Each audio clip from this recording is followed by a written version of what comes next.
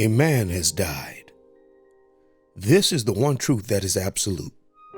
With the world averaging 166,000 deaths per day, what's so significant about this death that warrants a video to highlight the matter? Well, it's not so much the death in particular, but rather the mixed way that this death is being received.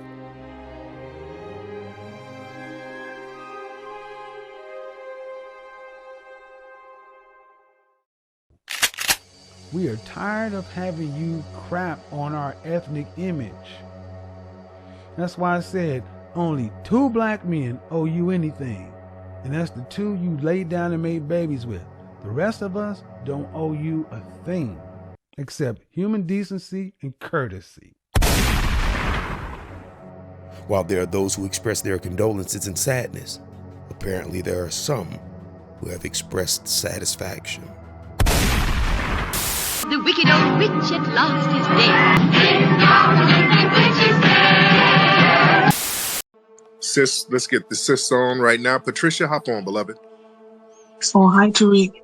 I just heard about Kevin, and it's really sad news. I stopped listening to him for a long time ago, but I kind of came to the conclusion that he may be gay. Another thing, it's not good to degrade your women like that in public. If he could have gotten with you or Farrakhan or some group and you all, call the women together and we do this privately. But when he would do that for the whole world to hear, that devalues us and put our lives in jeopardy, the women and our children, our girls. I didn't wish him anything like that, but, in a way, it's good he's gone. And I hope he set an example for the next black man who wants to go nationally or globally and disrespect black women. Thank you. All right, sis said, she said good he's gone. Rest in peace, Kevin Sam. I wasn't a huge fan. I was kind of a listener every time for time, but, I didn't agree with a lot of things. But I will say this, is that we need more black men in general to speak on their truths, no matter what lane they're in. They need to speak on their truth, and they can't be afraid of that. And I think the sister came on, and I know she had some ill will about speaking upon his death. But these are the same women who want to be protected by black men, but yet they don't have our backs when things like this happen. People don't like what you have to say. They wish you dead. Tariq Nasheed, who is also a YouTuber in a different lane from Kevin Samuels, chimed in to deliver an opinion. They want us to die for not agreeing with them. Right.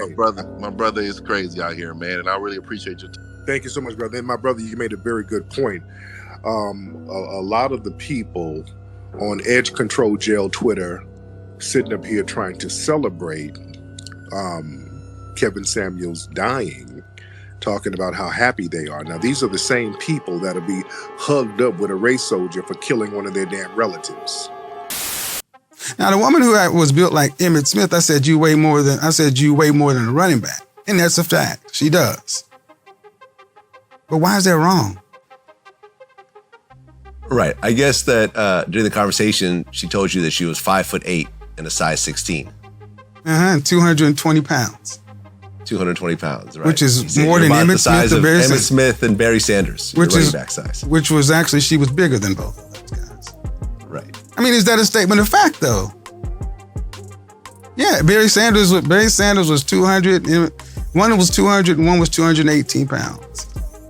See, that's what I'm saying, that women can say, I don't want no scrubs.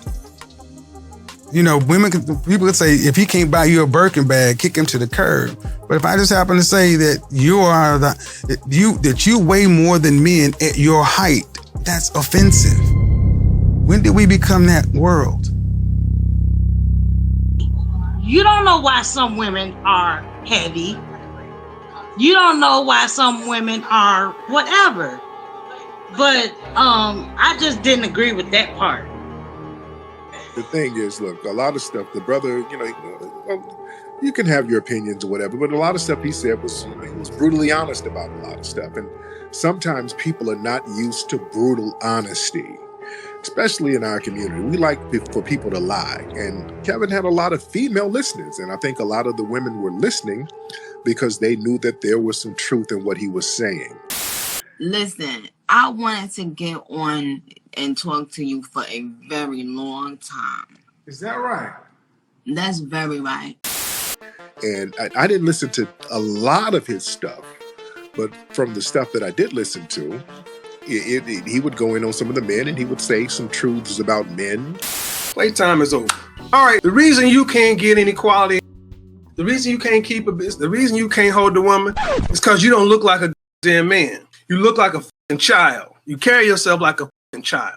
Part of the appeal of the Mac Lessons radio show was the brutal honesty that came with it. And I would give some of the heat to the men and the women. I would go in on the dudes more than the women, but a lot of women are unfortunately pandered to by the dominant society, and they don't tell you the truth. They tell you things that's going to ultimately cause you to undermine yourself by not being honest with you. They sit up here and parade the Lizzos around and say, hey, this is body positivity. That's not body positivity. So when somebody says Lizzo is not body positivity, that's not being disrespectful. That's actually trying to help you, because we don't want you running around here about to fall out from cholesterol or whatever and having to twerk with your big flat ass out here on basketball TV screens in order to get clout. That's not a good look. And it's not a good look for dusty niggas to run around here and do what they do. Our society is told if you criticize one side of the gender spectrum that you're being disrespectful. No. I think my man's appeal was that he was just very honest with his truth. I understand having a platform, that I too am a messenger, and so are all of you who have a voice, who have an opinion, who dare use their lips to speak out loud instead of placing them gently on the rear end of those who have the power to open and close doors. The message is clear. The truth is the same in the North as it is in the South, as it is in the East, as it is in the West. There are facts, data, and statistics.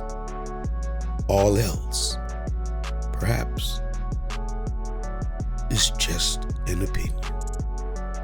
So like to me, you live in a fantasy world to where you're the star of your own show. And the sad part is when this movie is over, there ain't gonna be no sequel.